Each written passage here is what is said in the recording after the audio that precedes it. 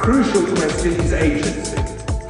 Who is going to carry out the transformations that would make permanent revolution a reality in countries like Egypt and Tunisia?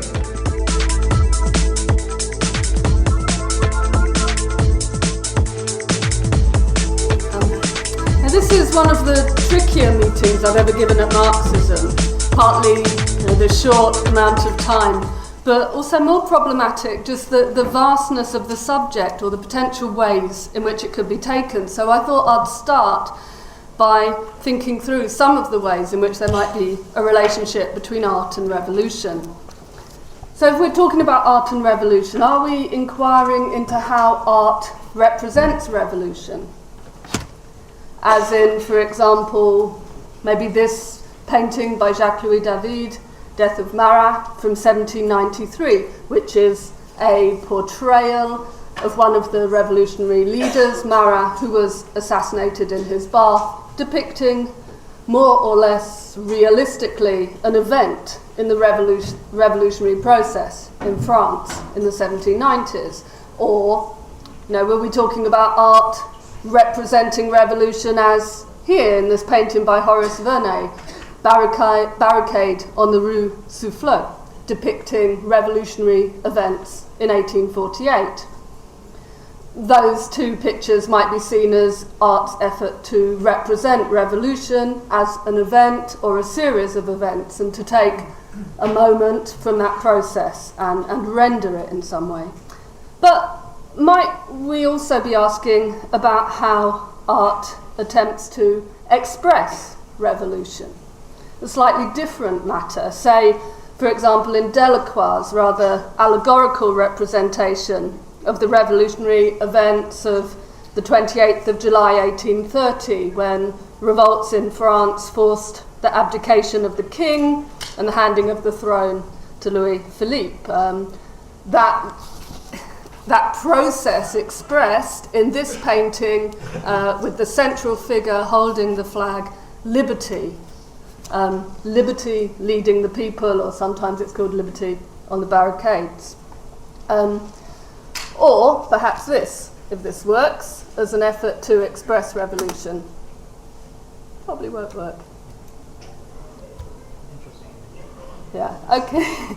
You can all listen to that at home if you wish. That would be Wagner's opera Lohengrin from 1848. So his musical response to the tumultuous events in Europe at the time. And one bit of this section becomes quite famous for us today as the wedding march. So that's his effort to express revolution in art. Or this may be a familiar image to people around here. El Lissitzky's image, a poster image from 1919, Beat the Whites with the Red Wedge. This is an effort within art to express revolution in the sense that it's an abstraction reflecting on concrete forces involved in a revolution. It's an abstraction with a concrete aim to express the possibility of the reds hitting into the white bloc, the white forces of reaction. But it comes in a form not seen before in art. And this is a further claim I'll develop here, that strange form, this new kind of language of art that's developed, is made possible by a broader questioning that takes place in revolution of inherited forms of everything, including modes of art, and the demand to find new ways of representing.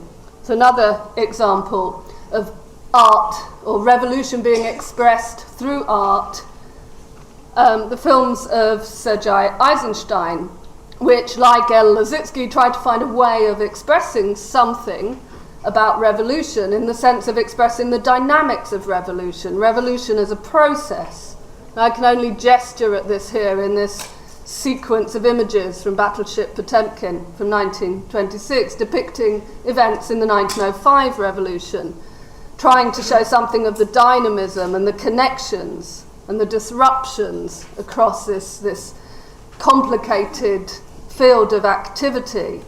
All of this is a fictionalized expression of a semi-documentary event, and in using film and its specific techniques to represent a revolutionary event, Eisenstein's seeking a new mode of expressing, of saying something about it in a way that captures what for him is its predominant aspect, the fact that it's dynamic, processual, dramatic, swift changing.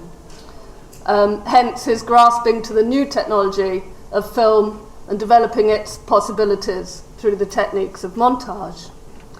His compatriot Vertov also, in a different way, uses montage film to express the process and fervour of revolutionary change, and finds a way to render the new spaces of thinking and being in his documentary work, as in here, Man with a Movie Camera from 1929, which is full of tricks and distancing effects that all underpin what for him is one of the predominant aspects of the revolution. It's kind of electric, enlivening, its modern aspect, and the ways in which the technologies that are developing are going to increasingly pervade everyday life and open up new, what he sees as new modes of seeing. Seeing itself is revolutionised, and film grasps to ways of trying to express that potential new mode of perception.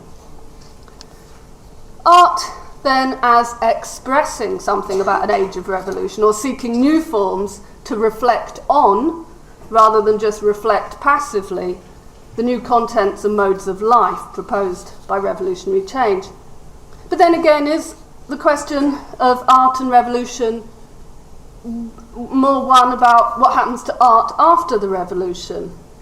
What becomes revolutionised within art itself? That was, say, how Stepanova and Rodchenko interpreted it, when they designed new items of everyday life, which they saw as fit for revolutionary human beings, as in these sports clothes from 1923. So their energies and their relationship between art and revolution was to say, well, art should become something else. It's got to infuse everyday life. It's got to be an aesthetics of everyday life and all its objects and practices, which are now consciously grasped and remade in the light of the new, of the modern moment. Similarly, El Lissitzky, once more, designing a book jacket for Mayakovsky's poem For the Voice. This again from 1923 in the Soviet Union, in a newly revolutionary country. He's developing new modes of graphic articulation for new types of poems, for newly conceived audiences for art. So at every level it's being revolutionised, a new mode of expression.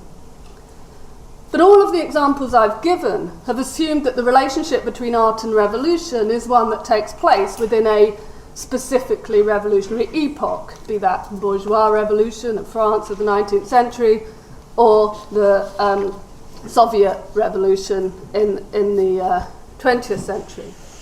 But what about the relationship between art and revolution outside of the imminence of change? Are there questions about how art might encourage revolution or agitate for it, even when it seems difficult and distant? So here we could think, for example, of artistic work of those whose historical fate becomes that of the fascist epochs in Europe in the 30s.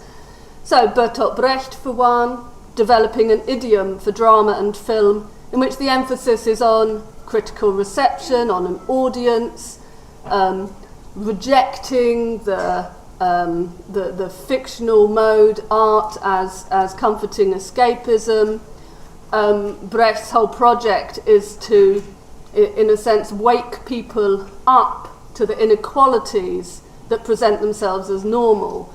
So my example for this is just to show you a short series of images from a sequence from the film called Kula Vampa, or To Whom Does the World Belong, from 1932, from a little episode in that called One Unemployed Less, which is a very tough episode in which a young unemployed man flings himself from the window, having taken his wristwatch off, because in a sense that's more valuable than he, who's been rendered completely redundant by capitalist crisis and depression in the 30s.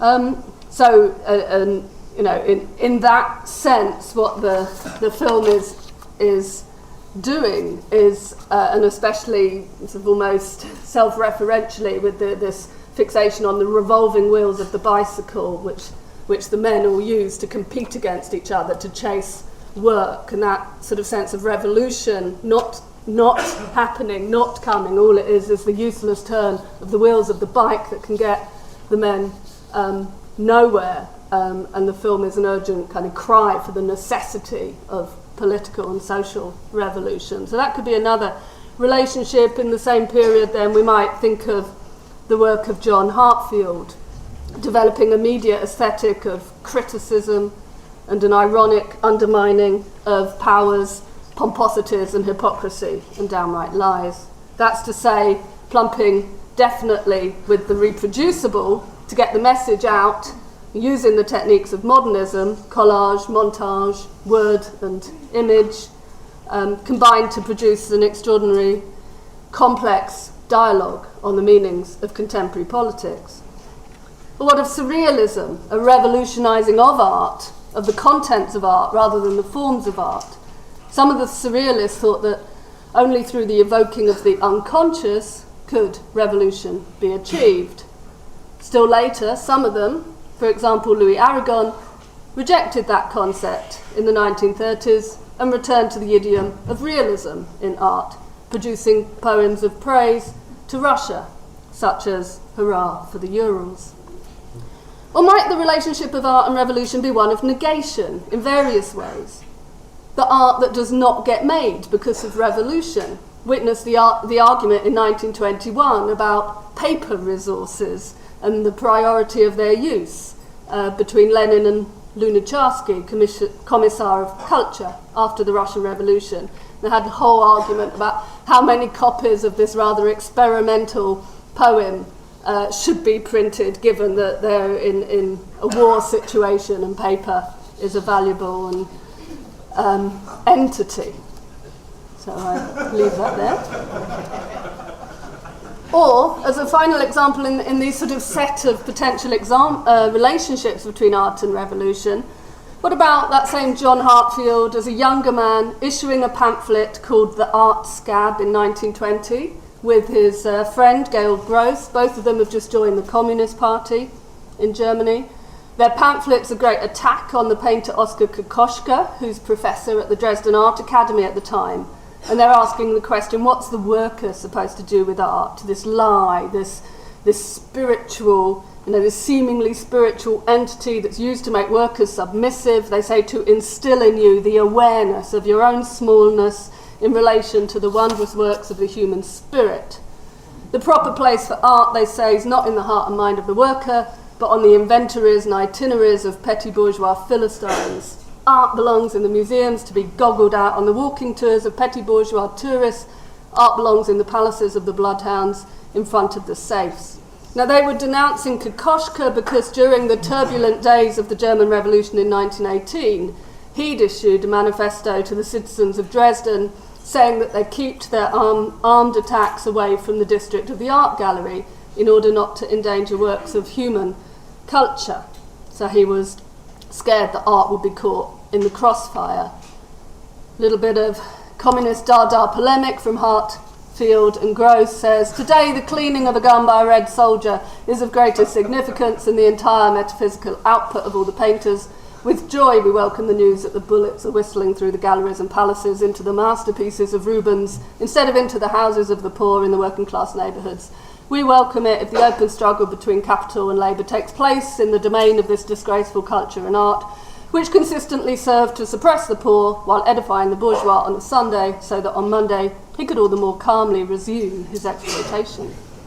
Okay, all of that was just meant to be an introduction to lay some ground, but I think I may be eating up my time too quickly. What I wanted to go on to do was just to concentrate on that sort of very period in the proximity of the Russian and German revolutions, when we have the art of avant-garde modernism and the things that are expressed through their manifestos, because I think it's in that period that one can think of examples of all the kind of relationships between art and revolution that I've laid out above. Art as revolution as negation of art, art as negation of revolution, art as expression of revolution, as reflection of revolution, and so on. And another important one, the kind of ambient effect of revolution on art, and the ways in which art can prefigure or anticipate revolution. So I'll just sort of touch on this, I think, very quickly, thinking about this, what some German scholars have called an epoch of manifestoism, manifestantismus, sort of around 1909 with the first futurist manifesto that was published in Le Figaro on until the early 30s, I suppose, when the manifesto dries up for various reasons. All manifestos, I think, emerge out of the Communist Manifesto, the first modern manifesto, where Marx and Engels offer up their own tumble of declarative statements and demands for overturning the status quo in 1848 at the high point of bourgeois revolution in Europe, where their manifesto aims to push it on to a new stage of proletarian revolution. So, as said, the first manifesto was that of 1909 of Marinetti. After that follow many more Russian manifestos, Futurist Manifesto of 1912, just shown a glimpse of here, called A Slap in the Face of Public Taste, which begins, to the readers of our new first unexpected. We alone was the face of our time, through us the horn of time blows in the art of the world. The past is too tight, the Academy and Pushkin are less intelligible than hieroglyphics. Throw Pushkin, Dostoevsky, Tolstoy, etc., overboard from the ship of modernity. It's a type of writing you frequently get in manifestos in favour of the new. It plays out a despising of the establishment and what it presents as art. And these manifestos declare we, the young writers, support only the new and will not permit other sectors of society to set standards for our work. So it's a kind of self-emancipation of the artist. It culminates. All those Maxim Gorkis, Krupins, Bloks, Soligubs, Remizovs, Avachenkos, Chomys, Kumirs, Butins, etc. need only a datka on the river. Such is the reward fate gives tailors. From the heights of skyscrapers, we gaze at their insignificance. And they demand, they write in favour of a new come in beauty, of the self-sufficient, self-centred word.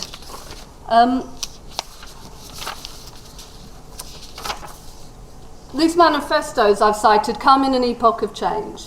On the brink of war, they respond to a sense of doom and instability in the political world, but they also articulate a confident sense of riding into the future, of being in a new wave, a new guard, an avant-garde that would make both life and art different. The manifesto should not be seen as an individual product. They're the product of groups. Even if one person's name is attached, the manifesto is written by one as a representative of a movement which is meant to be a movement in history. It has broader significance than just the production of new art. Such sentiments gain a focus, a political gathering up in a particular direction once war is brought to a close by mutiny and revolution, predominantly in Germany and Russia. After these events, the manifestos that follow are many and various. So from the eccentrics in Russia with their praise to Americanism, Charlie Chaplin and skyscrapers, to the Dadaists, the vorticists and so on. Okay. The utopia, if we wish to call it that can be read in these avant-garde programs, functions like all utopias. It expands the limits of the possible, confronting the aesthetic and institutional legitimacy of those who can't think outside inherited limits. The Russian Revolution has a massive impact on art. Art tries to have a massive impact on the revolutionary process by altering itself, by proposing, as we saw earlier, its own merger with everyday forms. Now, I've left my last page of my talk in my bag. So and given that I've only got about 25 seconds now, I suppose what I wanted to raise was an older quote, this quote from Marx going back to 1852 about revolution and poetry, but in a sense, Marx is talking about what is the storehouse of images, what are the galvanizing ideals and notions and words, I suppose, that will take the proletarian revolution forward. And what he argues is, the up until then, the bourgeois revolution has called back to the classical epoch. It's taken its poetry from the past, and Marat, David, whose Death of Marat I showed you. You see his pictures of the French Revolution. Everyone is dressed up in the garb of antiquity. That is the poetry of the past that is evoked. And Marx raises here the notion that we need a poetry of the future for the proletarian revolution, where the phrase, where the content, where what we want to do goes beyond the rhetoric, the words that we're going to present about what we want to do. And in a sense, I think this is what is played out endlessly in the various relationships of art and revolution, and the various avant-gardes trying to find ways to frame and work through and talk about that content in relation to art. So just to sort of show quickly a series of continuing kind of manifestos, which in a sense raise these arguments again and again about the role of art, because one of the things that I think has to be held onto in all of this is that art is a space of utopia. It might be the space that imagines revolution, or imagines new modes of being, or imagines new modes of working or existing in the world. It's all of those things, but at the same time art remains operative within a society that has markets that impinge on art, or that has that uses art as a sort of humanizing veneer within a fairly brutal monetarized society. The art offers itself up again and again for compromise. So endlessly this sort of gesture of trying to fill it with new contents, or to take its contents beyond the phrase, offers itself again and again. And so the manifesto form, with its sort of demands to abolish art, or to abolish the art system, raise up again and again. But I better stop there. Sorry for garbling that all at the end. Thank you.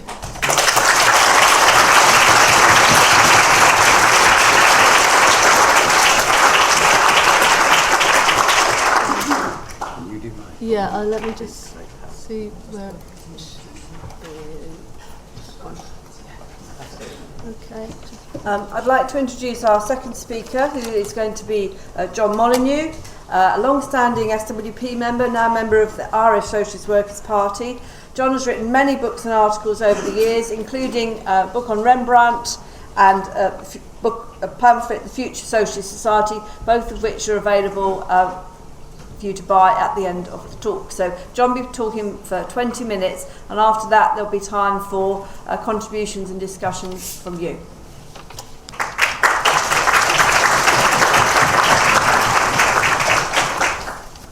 Okay, thank you, Penny. When Esther and I found out we were both speaking at this meeting, we thought maybe we were being set up to debate with one another. So I suppose we didn't really find anything that we could debate about as a definite difference. So we both decided we would just wing it. One consequence of which is we're going to show you some of the same pictures twice. Sometimes we might say different things about them. The other problem where I very much sympathised with Esther was about the question of the shortage of time, because vast subjects, I've got to look at, in the course of this somewhere, art over many thousands of years. So I tried to resolve this by reducing what I had to say to, for simplicity's sake and clarity's sake, to 5 main propositions. So this becomes 5 theses on art and revolution.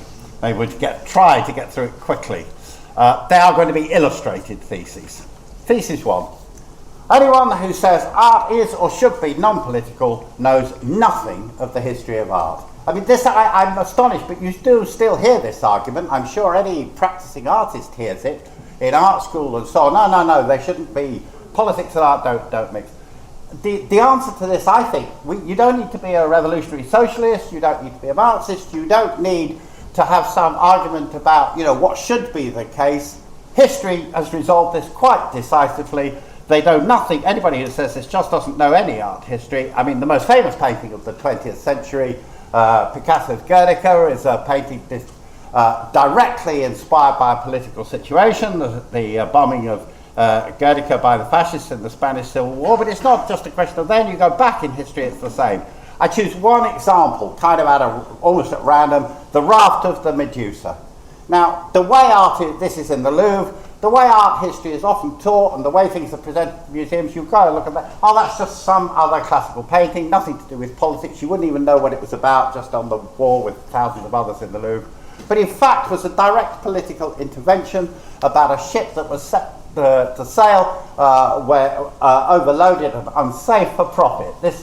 And the people on board it got cast adrift on a raft for 144 days at sea and so on. This was the heroism of the sailors and so on, and it was kind of, don't sacrifice people's lives for profit was the statement behind this painting by Géricault.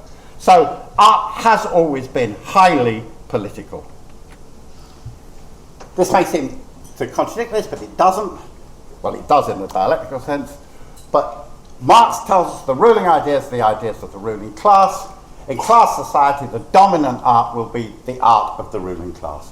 The ruling class doesn't just dominate by exploiting and oppressing people in the economic and the physical sense. It also has always cultural hegemony. This applies, I would argue, particularly actually to visual art, and I'm going to stick overwhelmingly to visual art here. We could talk about literature, music and the rest of it, but I'm sticking to visual art. This applies particularly to visual art because visual art is embodied in objects and requires physical space. You can be a starving poet in a garret and writing great poetry, right? Painting, sculpture, etc. requires space, walls, galleries, places, in a much more, and is embodied in objects which rich people buy, and so on. So this means that the domination of the ruling class in visual art is more intense, I would suggest, than in art. It's right across the board, but it's particularly intense there, and I will illustrate this with 2 things. Egyptian theme will reappear, obviously, in this, but the mask of Tutankhamun, 4,000 years ago, of the Pharaoh, all the way through to Damien Hirst and the diamond death skull and so on. The main appeal of which is it's made of actual diamonds and therefore allegedly the most expensive work of art ever made to produce it in history and so on. But this is art directly controlled by and of the ruling classes, and that's true in the 4,000 years between these works. That this dominates art, undoubtedly the case. And this then is followed by another, but though that does not mean, I would suggest, that we just reject it all. The statements that Esther quoted from Gross and Hartfield and the Dialist thing, all the art just should be destroyed in the revolution, it belongs to the palaces, etc., etc. But the working class shouldn't have anything to do with it, etc. I don't agree with that, and I don't think either that it is the revolutionary or Marxist position on art. And my thesis 3, ruling class art and reactionary art can also be great art. And to illustrate this, I selected painted by one of the artists who was singled out for the, we want the bullets ripping through their paintings, Rubens. Rubens was, in the 17th century, Flemish artist, was the epitome, if you like, of a reactionary artist, an artist for the ruling classes. He converted to Catholicism at the precise moment in the precise place where being a Catholic meant you identified with the counter-revolution against the rising bourgeois revolution in the Dutch Republic and so on. He then spent his time making art for the palaces, literally made a huge amount of money, had teams of people working for them and so on. And this influenced his art. But he also, for example, painted this. This is called Het Steen, the Steen House, you can see over in the corner, which is where he retired to with all the amount of money he made, and he painted this landscape, which you can see in the National Gallery. It's odd, really. It looks so different on the screen. I'm looking at them there. You can see it very close. But it is, I want to suggest, a great work of art for a whole number of reasons. A magnificent landscape, and it doesn't work, the argument which says because he was a feudal counter-revolutionary and this and that, etc., and the reactionary, therefore we should reject this, or that we should consign it to the dustbin and so on. And I also don't believe that it's impossible for the worker or working class people, ordinary people, to enjoy and appreciate such a thing. Not at all. That's my. However,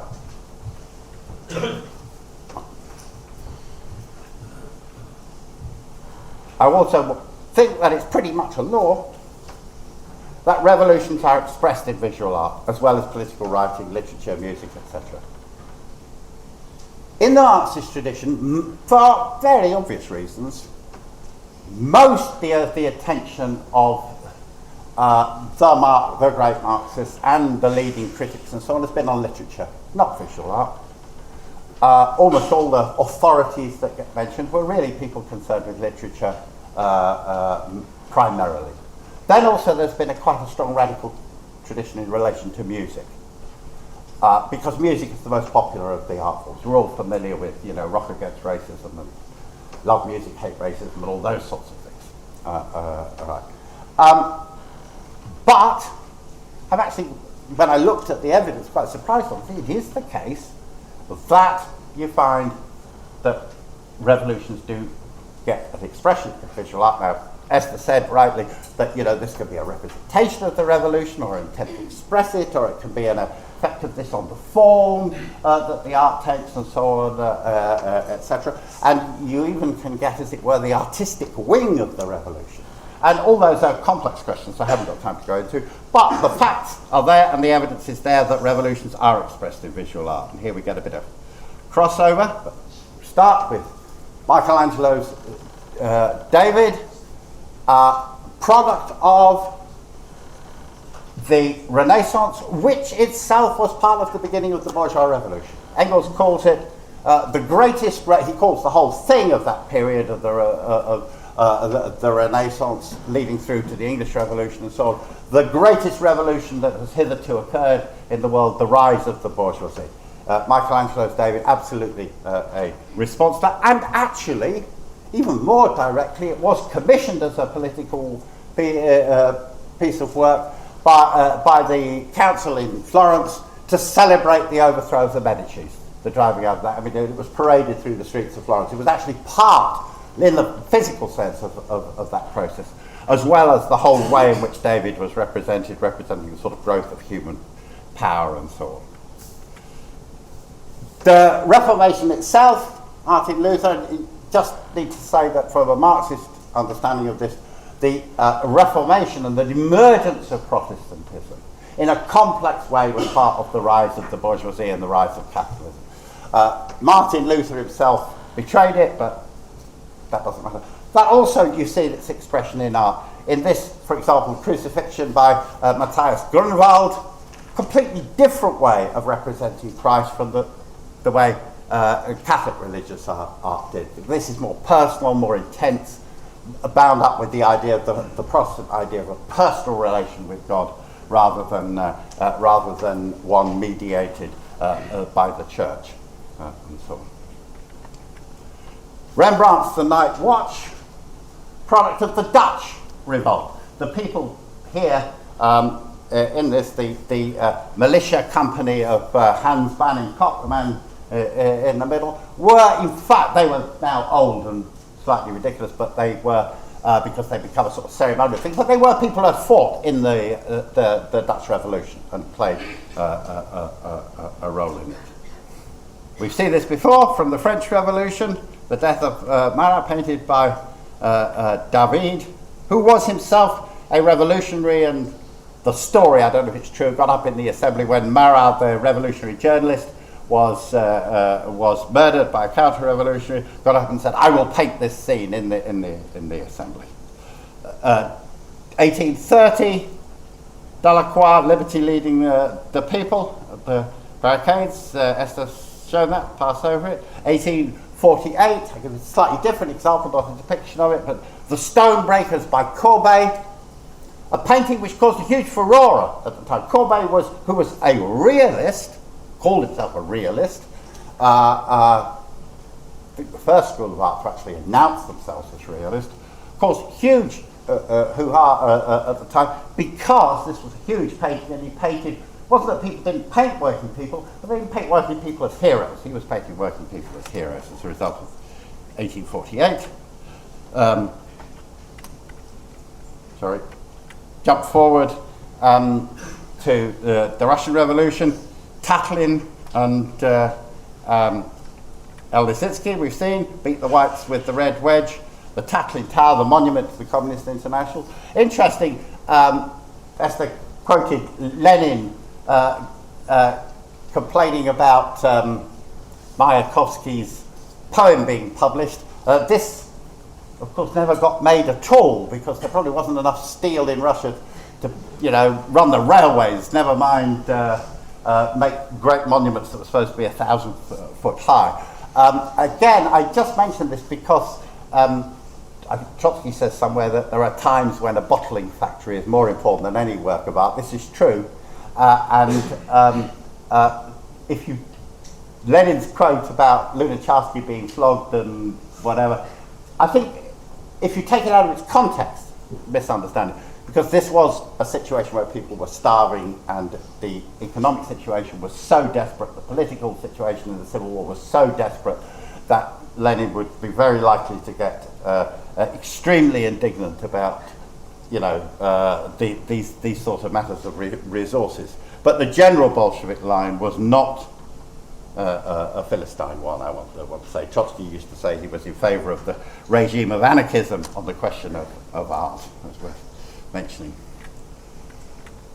The German Revolution, I chose a slightly different example from the kind of ones that Esther chose, but this is mainly because I just saw it recently. Kathy Kollwitz Memorial for Karl Liebknecht.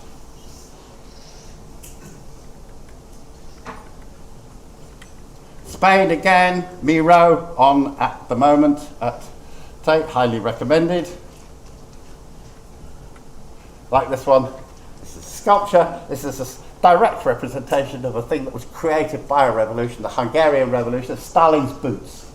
In the Hungarian Revolution, the masses actually ripped down the statue of Stalin and was left with his boots. Now we've got a statue of what they left. But there we go. Anyway, nice there for Hungary, 1956.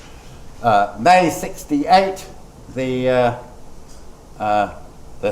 CRF, the posters, silkscreen posters that the created in the École des Beaux-Arts by students who occupied the École des Beaux-Arts and made these on silkscreens and put them up all over Paris. One wonderful posters. That's the CRS, the riot police, CRS SS as they were known at the time, and the famous image of the power of the workers coming out of the chimney of the factory. I'm more up to date. And here we see again, this is Egypt, and we see revolutionary art being created in the middle of the Egyptian revolution in terms of people actually making art on in this case, a captured police vehicle, etc. Now, you learn from the struggle, I hope, and from events. And I would have said at any time before the Egyptian Revolution that actually the role of art in a revolution was relatively limited. But I was lucky enough to be in Egypt earlier this year and to be explained to me by young revolutionaries in Alexandria that the artists, the independent artists they call themselves, have been great in the revolution. They'd done lots of things, both in the street fighting and making images and so on. They really had contributed. So I thought, learn, you were wrong. And so the artists actually did. Of course, they're not the main force. The main force is the working class, we understand this and so on. But that as part of that, they have played a very positive role, these young people assured me. So I think that's worth bearing in mind. More examples. And then that was Egypt, and then I came across this from the Yemen. In Change Square, then, we don't hear so much about the Yemen, but it's a heroic struggle been fought and continuing to be fought in the Yemen. This art tent, Change Square, likewise in the Yemen. I just got some text about it. An art tent has popped up in Sana's Change Square. Protesters who oppose the 33-year rule of Saleh have gathered outside Sana University in an area they have dubbed Change Square. The site has become a centre for artistic and creative expression on a scale rarely seen before the uprising. And I like this. Fadi Alabi is a painter who, like many other artists in Yemen, worked in isolation under the strict regime. The young artist from the independent artists in Egypt said exactly the same thing to me, the same word. Before we felt isolated, now we feel part of the people. He has come here to find other like-minded creatives and take part in a revolutionary movement inspired in part by freedom of expression. Many people think the revolution in Yemen is based on violence. He says, but for me it is based on art, because art is a human right, it is freedom. And some people who have heard me banging on about art for a while at Marxism and elsewhere will know that that is a sentiment that I've always argued, that actually art is an expression of and part of the struggle for human freedom. And that leads me to my fifth thesis. Art goes to the heart of what it is to be human. Art and revolution are both part of the struggle for human freedom. And I will illustrate this with these two. From the images from the caves of Lascaux. And in my last minute, I just want to explain why I think this is the case. And why I think that the coincidence of art and revolution, and the link between art and revolution, is not just a question of art expresses revolutionary struggles at particular points in time. I would argue that that's true, but there's also something more fundamental involved here. Simple propositions. As far as I know, every society, every culture that has existed in human history has had art. I've never seen or heard of anyone that didn't. Art is something fundamental to human beings. What is a human being? Marx says that human beings first differentiate themselves from animals by producing their means of subsistence, like through labour. Engels wrote an essay, The Role of Labour in the Transition from Ape to Man. Human beings made themselves through labour. A human being is a maker, a creator of things. But since, to go back to my first image, since Tutankhamun, or since the beginnings of class society, back then, 5,000 years ago in the Fertile Crescent and elsewhere, since then, right, for most people, human labour has not been a creative activity. Human labour has become just the means by which you survive, but labour for somebody else, controlled by somebody else, labour through which you were exploited, labour through which you created objects in a world that was out of your control, that was against you, that oppressed you, and so on. So art arises, I believe, out of the struggle with this contradiction. Art is a forerunner of what we want. We want the aim, one of the fundamental aims of a socialist revolution is not just that people will no longer starve, not just that we will have equality, but that we all become, everybody becomes a creative maker. In a sense, everybody becomes an artistic producer, not just of individual works of art, but artistic producer of the world, the new world we want to make. And in that sense, there is this deep alliance, I believe, between art and the struggle for human freedom, which also bursts out whenever the revolution bursts out. Thank you.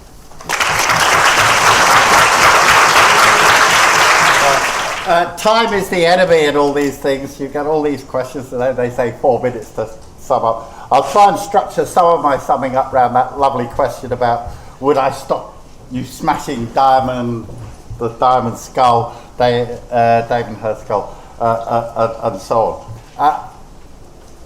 First of all, I want to say that I don't particularly think that's a great work of art, as it happens. It was the Rubens that I thought was a great work of art. Secondly, though, the question is an interesting one in various ways. If you meant it seriously, as opposed to a question here, I would have 2 things to say. Point 1 would be, why have you waited until now? Lots of opportunities available to smash up Damien Hirst's work, if that was a useful thing to do. Second question. If it were not Damien Hirst's artistic skull, but Margaret Thatcher's physical skull, or David Cameron's physical skull, I'd say to you, don't even think about it. We're not terrorists. That's stupid. So it's a metaphorical question, not a serious question. Now, as a metaphorical question, therefore, we're back to, would it be a good idea to destroy the establishment art in a physical sense and so on? Now, I have a good answer to this question. The European avant-garde of art debated this, and there's all sorts of arguments about it, but we learned. In Egypt, Tahrir Square is next to the Egyptian Museum, where the Tutankhamun mask is, right? What attitude did the revolution in Tahrir Square take to the Egyptian Museum, full of artifacts you could make a vast cultural critique of? They defended it. They formed lines to defend it. They knew that the counter-revolution would like nothing better than to depict them as cultural vandals destroying Egyptian heritage, etc. They physically defended it at the same time as making their great revolution. So, and I repeat, this is an old debate, and Marx and Lenin and Trotsky on this question were against, right, the destruction of bourgeois art. And so on. I understand, however, why young revolutionary artists and so on metaphorically want to. Each generation, again Trotsky explained, each generation of revolutionary artists and so on see themselves as smashing the art that went before and write great manifestos about it, but it's not the Marxist position on the question. Similarly, but I've maybe laboured that point, but I think it's important. The question about can art change the world and so on, and art can play a part in changing the world. We have to get this right. The argument that art will change the world is a bourgeois, elitist, stupid argument. Changing the world means destroying the physical power of the ruling class, and only the mass of the working class can do that. Art can play a role in this process, and should play a role in this process. And we need to be open at both sides of this. It brings me back to the question of Tracy Emin that Nicola raised and so on. art is not reducible to being the servant of the revolution, right?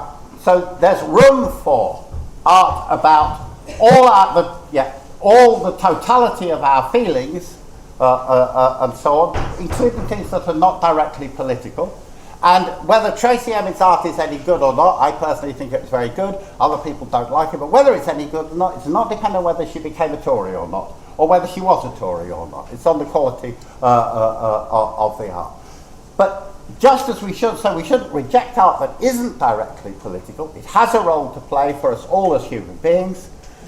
Equally, though, we need to understand it does actually have a real part to play in actual revolutions. So your guys with the Trojan horse, they were pity they went on the wrong demonstration, but you know they have a role to play in the demonstrations, as we saw again in the current revolution. So what I want to say here is, while capitalism is still there, my last sentence, while capitalism is still there, you will get even street artists with revolutionary intentions like Banksy will get bought up and appropriated by the system, because the ruling class does control art, as it has done. The solution to this is not to smash the art, it's to smash the systems and, and take control of the art.